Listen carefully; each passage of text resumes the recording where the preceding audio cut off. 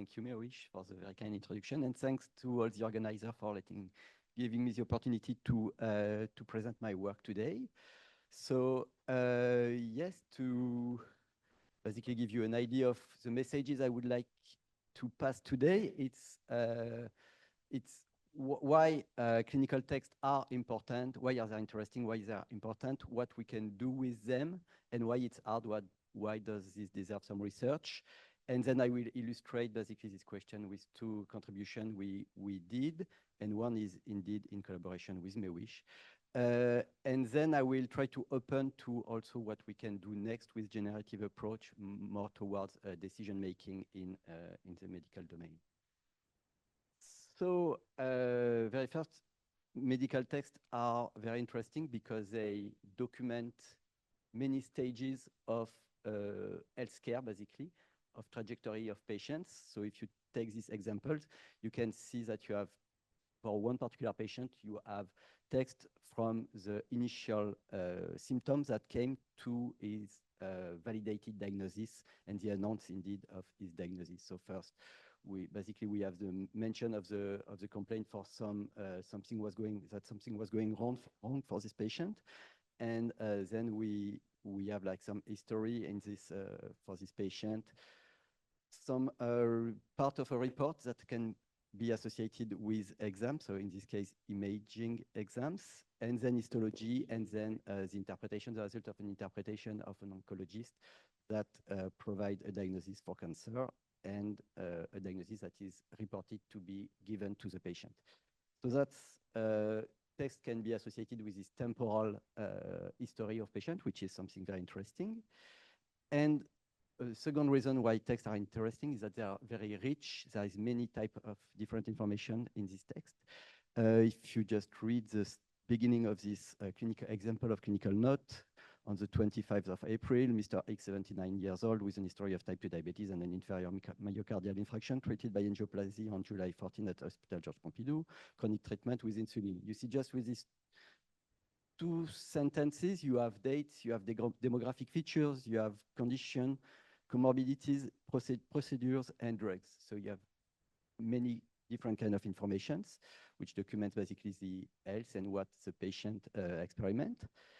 And something important, and why we are particularly focused on text, is that you can think that, oh, but why should I pay some attention to this text? Because drugs have been prescribed, so they have been ordered, so they are structured somewhere in a SQL database. I can just do my SQL query and get it. But indeed, there is many information which are just in text, and that, and indeed, a major part of the information are just in text and not somewhere else. And if you consider the example of hospital medical records, then you may have some structured data about drugs prescriptions, but you will miss the drugs which are prescribed out of the hospital. And for many chronic diseases, that's the case. They are prescribed by the primary care physicians, and then they are not in the structured data, but they are there in the text because the physician are during the anamnesis or during the questioning of the patient write this history. So typically in this example, the chronic treatment with insulin is something that is probably, if it's a medical record from an hospital, it's probably something that is not elsewhere in the hospital. So maybe in another database, but to which we don't have access. Okay, so medical text is full of information, and in addition, you have this with time dimension, which is very interesting to study patients. But what can we do with that? So for the first thing, we can use clinical text and NLP approach to help. Is basically facilitating the reading of patient records. So if here is an example of a clinical guideline. So basically the recommendation that physicians are following to take decisions. So for instance, diagnose clinical guideline for diagnosis. And you can see that, I will point some part. Yes, parts of the guideline are recommending to browse the medical records to get some information, for instance, on the history of the patient. So typically check if there is an history of infection, an history of trauma, and so on. So this is time consuming, of course, but that's something we can definitely help doing with NLP. And more broadly, yes, NLP can enable what we name information extraction. So basically extracting or structuring what is in clinical text. So we can get smoking status, of course, comorbidities, many different things. And something important as well is, while I say reading, indeed it might be more sophisticated than reading. It can be summarizing like a set of documents which compose the medical record of a particular patient. And still in clinical practice, something we can plan on doing and focusing on is writing the reports. So this is two snippets from two interesting papers. The first one was illustrating that, was giving the result of a study that was illustrating that physicians from an emergency department was spending more than half of their time in tasks which are not directly related to the patient, and that largely include documentation of what they're doing and documentation of about their patient, and then filling these medical records.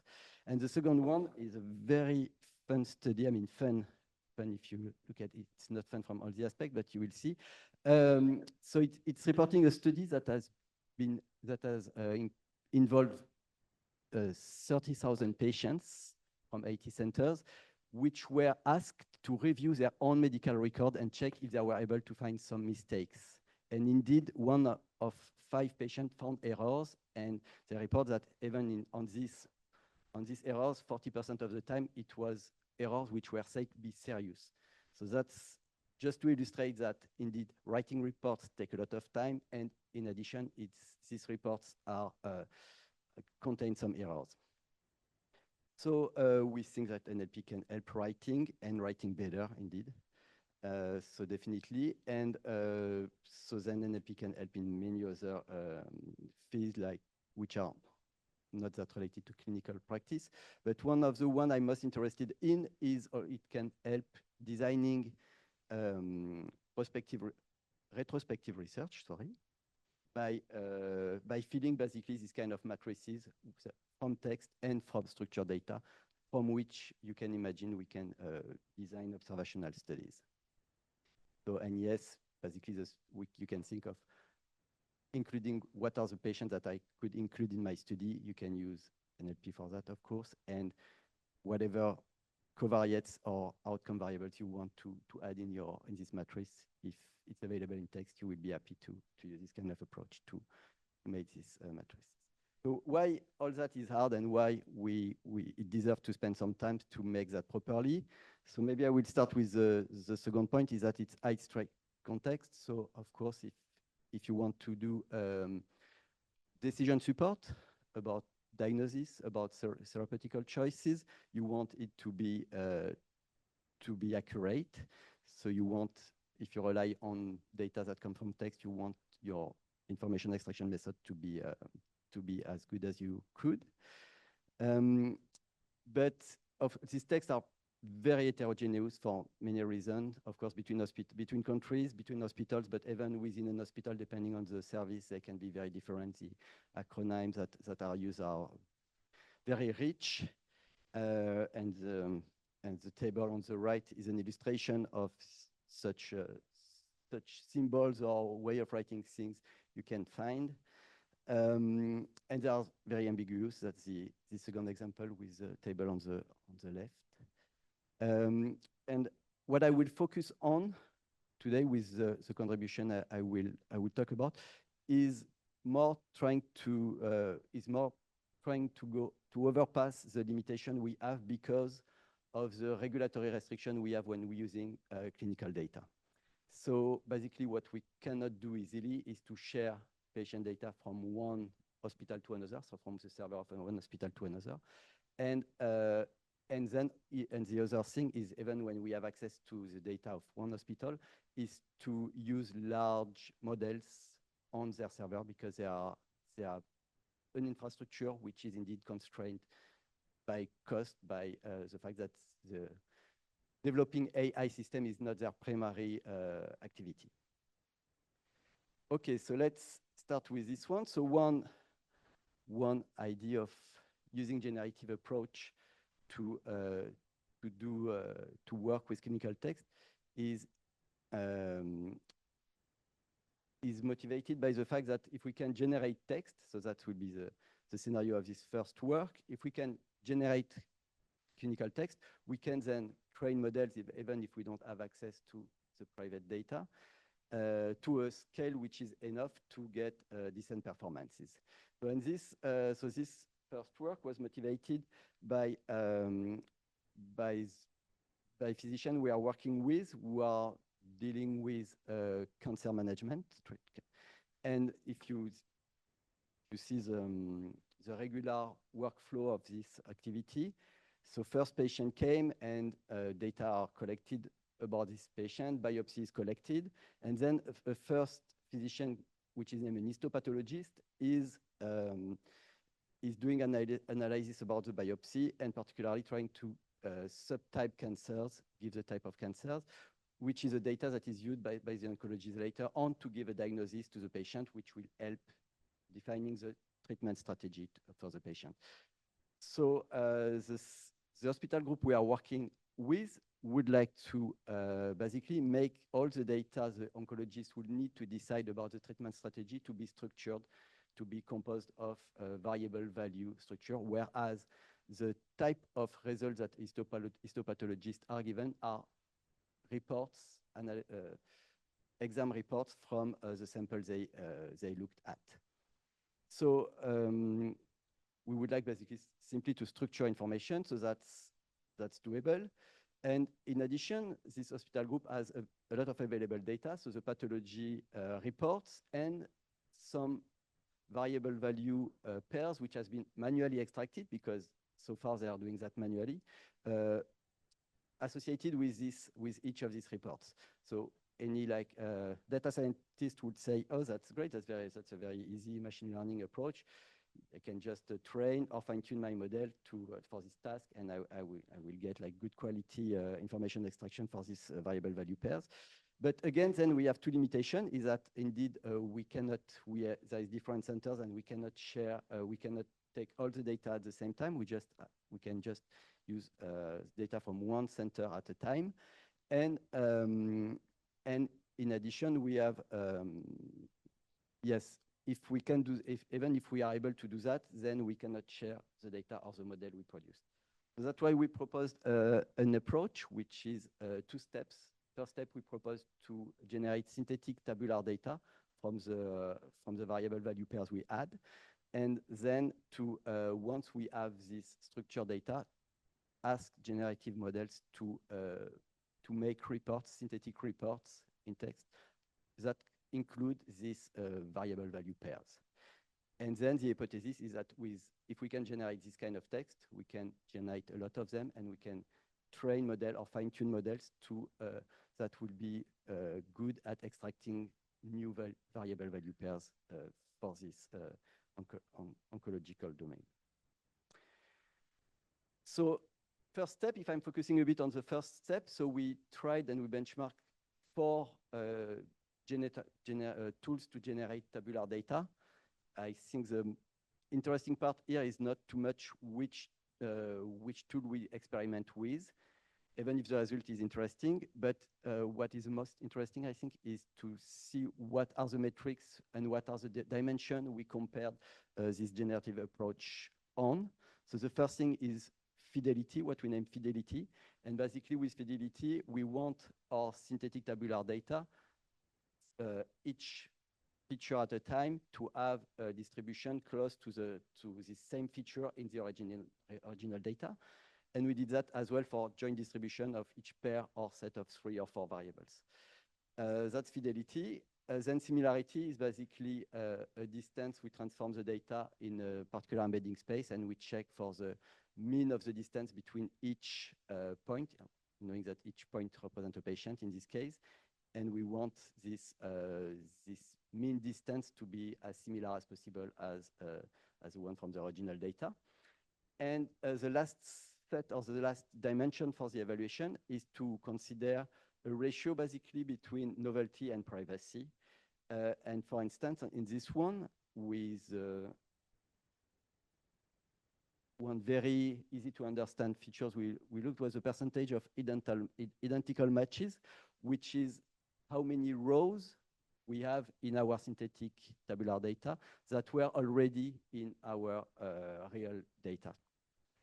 And there is other one which are also interesting, which I will not go in detail, but they are interesting because they give an idea of how your model have chances to overfit or not, as they are trying to illustrate that you have a similarity with your train set versus your test set, basically.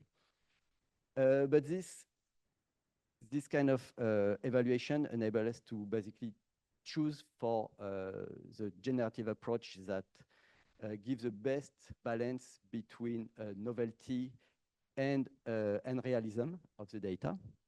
And in this case, the one named pathology was the one we chose, which was a good balance between what we were trying to achieve.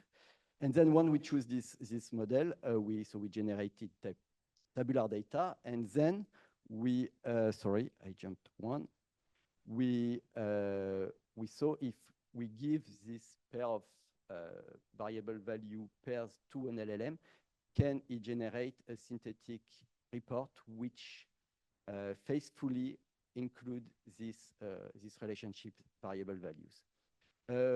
We can think it's indeed easy, but it's not that easy for models. So it depends a bit on which model, but they are still doing mistakes, even if you prompt them clearly with the kind of things you want to find in the report. And so we use 3 different LLMs. You see mid-size LLMs, and we evaluate them for basically two set of performances. The first one is really faithfulness accuracy. So it's really, are the variable value pair I gave to the LLM is in the end in my report. So that they tend to fail a bit at that, depending on which. And then the other dimension is there any consistency errors in the final report? And for instance, you can imagine you can have a report with 2 different values for the same variables, and for many of them, it's indeed impossible for the patient to be associated with 2 different values. So if you have 2, there's only one which is correct, so you have 1 false, and that's what would be for us in this case an example of inconsistency. So we generated several thousand of reports using this approach, and we mixed indeed in our corpus. We mixed the result we have to improve to increase the linguistic diversity. And then in the end, we validate basically our approach, and our initial hypothesis was having all these generated reports. Can it help our information extraction task? And indeed, it does a lot. We compared in this case on a small LLM started, which explains the, let's say, low performance. B is a base model, which is just a Mistral with 7 million parameters. And this is the accuracy for each of the 13 features we were interested in. And by fine-tuning with our generated reports, we improve a lot the performances. What I don't show here is also we have a bunch of experiments, which is basically in between when we provide the model with some examples. It improves a bit, but still not as much as when we are able to fine-tune the model. So that's interesting, but that's still frustrating somehow, as we do this fine-tuning just for a subset of features, okay? And it still requests, like, let's say, a mid-size models, which in some case is not adapted to the setting of, let's say, low to mid-scale hospitals. So that's why we investigate another approach, which is named generative named entity recognition. So it's to use this generative approach to find entities within text. So basically, in this task, you provide the model with the text, and you might be interested in getting some entities out of it. So for instance, a patient was prescribed 500 milligrams of metformin for type 2 diabetes, and you would like to know that this is this is a dosage, this is a drug, and this is a disease.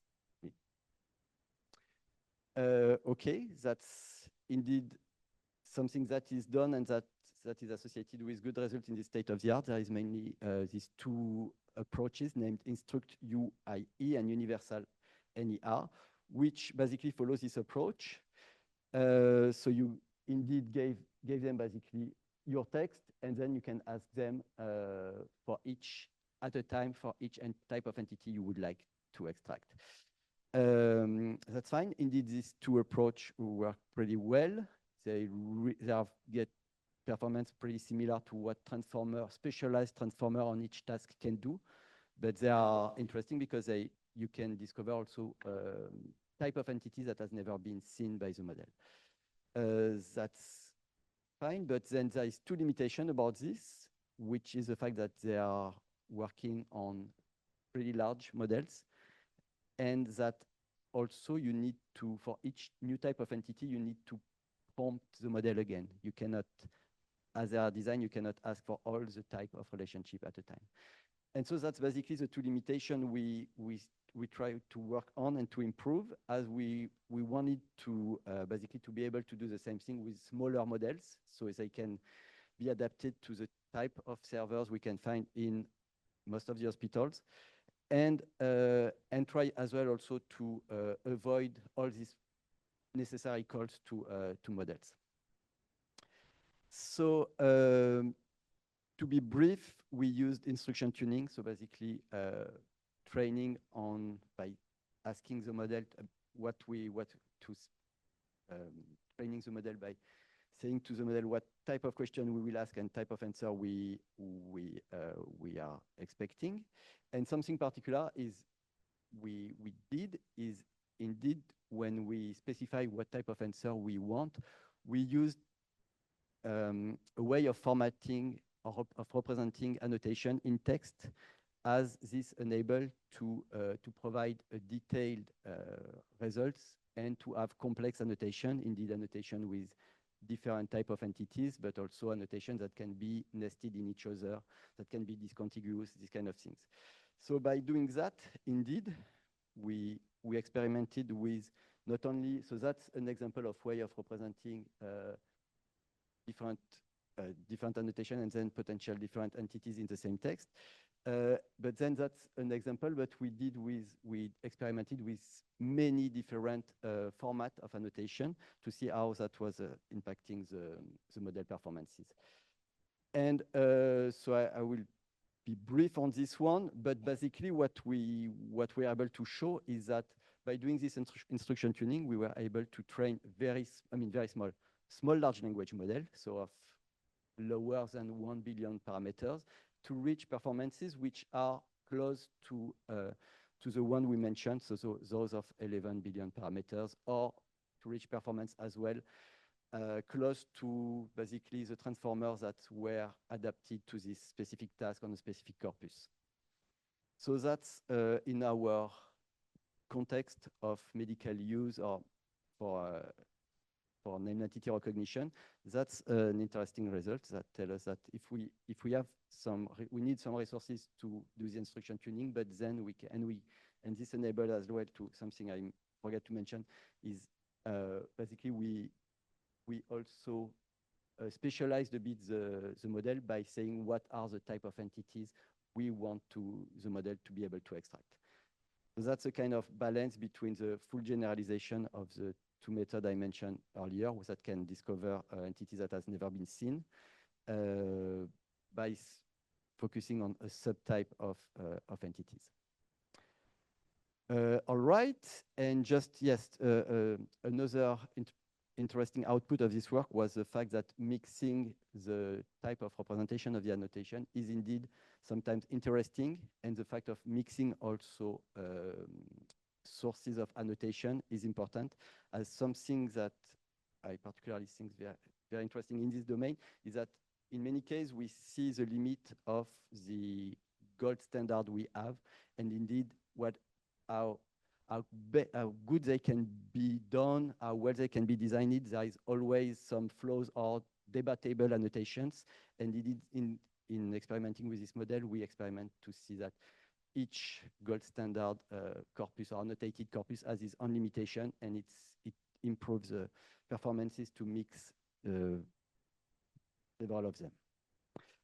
Okay, so I will conclude on or summarizing by saying yes, so that's the kind of contribution we are doing in my group, using generative approach to generate, for instance, synthetic data set that we can use to train, and that then in this case we can share, and we can share the data and the models, which is very useful in our context.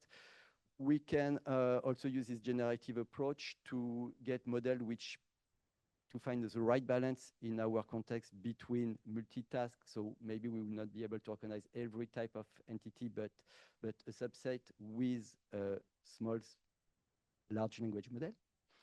That's interesting, but we are doing also many other things I will not mention today, and in particular is trying to use this generative approach, not only to use basically what is in the data, observational data, which are the medical record, but also to use the kind of domain knowledge that has been mentioned earlier today, but that is in clinical guidelines, for instance, in the literature, for instance, and that can be used for decision making. So just to illustrate something we are doing is, for instance, to develop algorithm to build decision trees, not only on data, observational data, but on a mix of observational data and decision made by LLM. So we develop strategies where, for instance, if you have heard about the algorithm of decision tree building, there is at one point the Gini index that enables to know, first you decide which feature you will look at, and then the Gini index will help you deciding on that and deciding what is the threshold that best divide the data set you are looking at. Basically, we have an approach which takes this decision, which feature to take and what's the best cutoff for this feature, which take into account the data distribution and something that the LLM can give you, depending on what his advice is. On the, for instance, the selection of the feature, what do you think is the best feature to separate this type of patients? And this is something that gave us good and promising results in the cases, particular of very low data quality regimen, which is something we have in some cases with the medical data. So I will stop on that. And if you want to talk in particular about how to do decision making, kind of hybrid decision making guided both by data and domain knowledge, I would be very happy to discuss about that.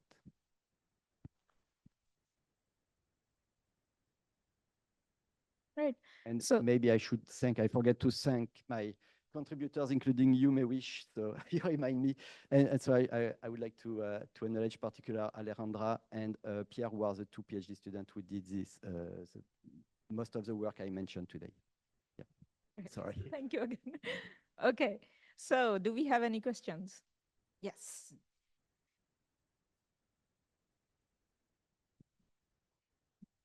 So for your first example, you said that the medical files could be inconsistent when written by humans. And I wanted to know if it's something you had to manage during your experiment when you wanted to measure consistency, accuracy, for example. Did you know if it was human-generated inconsistency or AI-generated? Thanks. Yes, thank you for the question. So in the results I showed, it's only AI generated. So these inconsistencies are only generated by the model. But it doesn't say that there is no inconsistency in the real world data. The thing is that, so to generate this data, we were using tabular data, which is at least in the structured, and then you don't have double values for one feature or these kind of things, at least. But it doesn't avoid like data to be out of the domain of value, or we also have like constraints between features. like a kind of functional dependencies between features. We also have that, and sometimes they are violated. So we have that, and we try to so basically we define a set of dependencies, basically or rules, if you like, which are kind of expert rules, and we make sure that the data we took were not violating this constraint. So that's an initial way to consider domain knowledge, to basically clean a bit the data we use to generate some. And something also I wanted to add was about, so in the text, I don't think, so this idea of inconsistencies in the real world text we have, there is some as well. It's not that common. It's probably less common to the structured data. But then in this case, a trend I observe, which makes somehow sense, is to rewrite basically the text by an LLM, and sometimes it can reduce the number of inconsistencies. In particular, if you prompt some rules, as the example I provided, you should not mention two values for the same feature. That's a rule you can give to the LLM to avoid this consistency. Okay. Any more questions?